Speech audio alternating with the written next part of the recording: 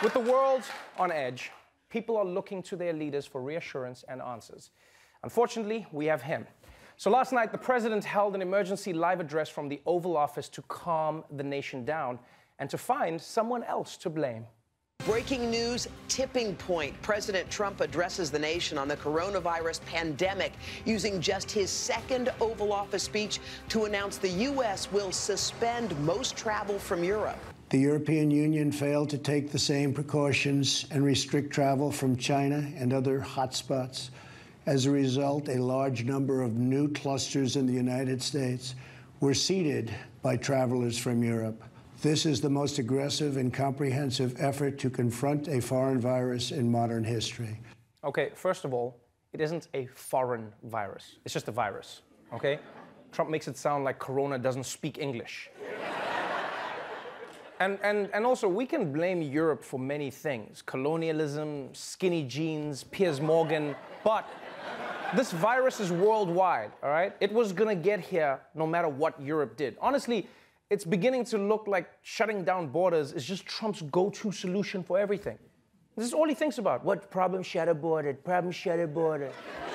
Does he do this in his personal life too?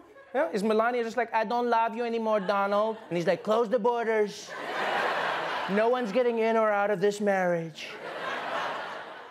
Now, Donald Trump's presidential address turned out to be as calming as a pack of fireworks dropped into a bag of cocaine because not only did he surprise everyone with this announcement, but it turns out he almost got everything wrong. President Trump ramping up his response to the coronavirus outbreak, but instead of reassuring the public, he caused more confusion than calm, like this statement. We will be suspending all travel from Europe to the United States for the next 30 days. The Department of Homeland Security quickly clarifying, assuring the travel restrictions will not apply to U.S. citizens, permanent residents, and some of their family members. The ban instead would only apply to foreign nationals. Trump caused more uncertainty when he said the restriction would apply to trade. And these prohibitions will not only apply to the tremendous amount of trade and cargo, but various other things. But Trump took to Twitter to clear up that statement, writing, "It is very important for all countries and businesses to know that trade will in no way be affected by the 30-day restriction on travel from Europe. The restriction stops people, not goods."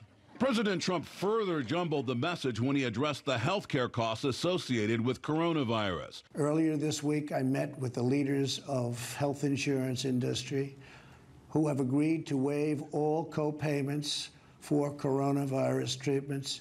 A White House official later corrected the notion, saying co-payments would be waived only for coronavirus tests, not for treatments of the disease.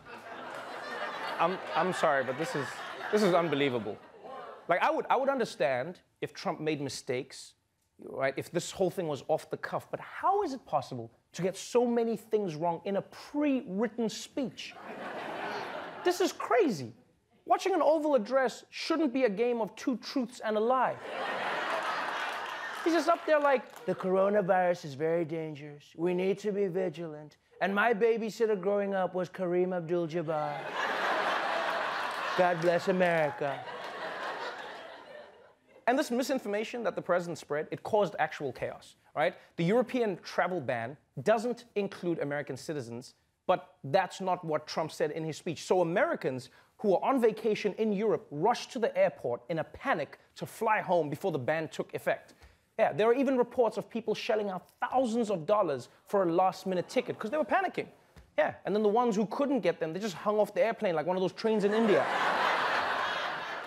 Trump caused so much confusion that even the coronavirus was probably like, okay, wait, can I fly to America or not? Like, I'm just gonna call Delta. I don't know what's going on here. So just to be clear, Americans can fly home from Europe, which if you think about it means they could bring Corona back. Yeah, it's not a fail-safe because Americans always bring something back with them whenever they come from Europe. Yeah, it's a thing they do, whether it's a disease or a dumb new way to say croissant. Yeah, it's a croissant, okay, you're from Philly, calm down. And another thing that doesn't make sense is that although Trump banned travel from Europe, he didn't ban flights from Ireland and the UK. And when Trump was asked about that today, he gave one of the strangest explanations of all time. And one of the reasons UK basically has been, it's got the border, it's got very strong borders, and they're doing a very good job. They don't have very much infection at this point, and hopefully they'll keep it that way. Sorry, what? The UK is fine because it's got the border. Other countries in Europe also have the border. Unless maybe does he mean the water? Is that it? What, does Trump think the coronavirus doesn't know how to swim? Because that's racist. And also, I don't even, I can't believe I'm saying, it's not true. The UK and Ireland have more corona cases than many of the countries on that list that is banned.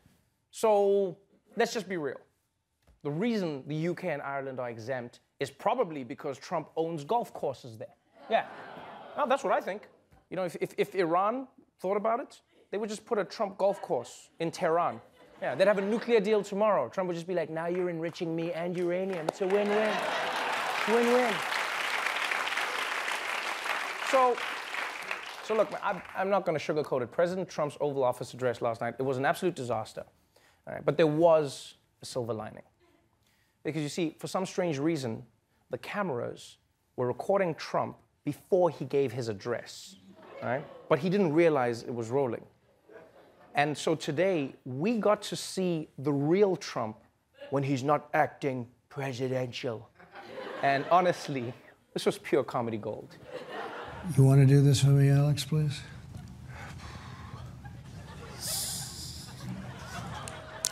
What's our time, mate? Yeah, 2 minutes and 20 seconds. Do you like the book being on the desk or not? Or would you rather have it not be? Maybe it looks better. It gives you something up here, right? Does it matter? A what? Wow. Uh-oh. I got a pen mark. Anybody have any white? Do you have any white stuff? Oh, does anyone have any white stuff? First of all, his name is Mike Pence, okay, Mr. President? But can I just say, I can safely say this is the first time in my life that I've seen the deleted scenes of a presidential address. Like, America's downfall might be scary, but you gotta admit, the bloopers are hilarious, you know? And it was really weird hearing a president in the Oval Office say, oh,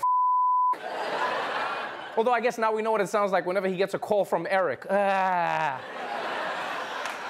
Now, I'm gonna go out on a limb and say that Donald Trump is as freaked out by coronavirus as regular citizens, which is wild because he's the president. And the reason I say that is because it turns out the cameras carried on rolling after Trump ended his speech.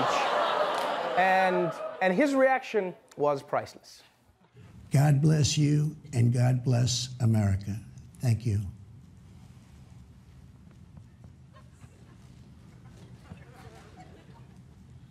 We're clear. Okay. Okay. Yeah.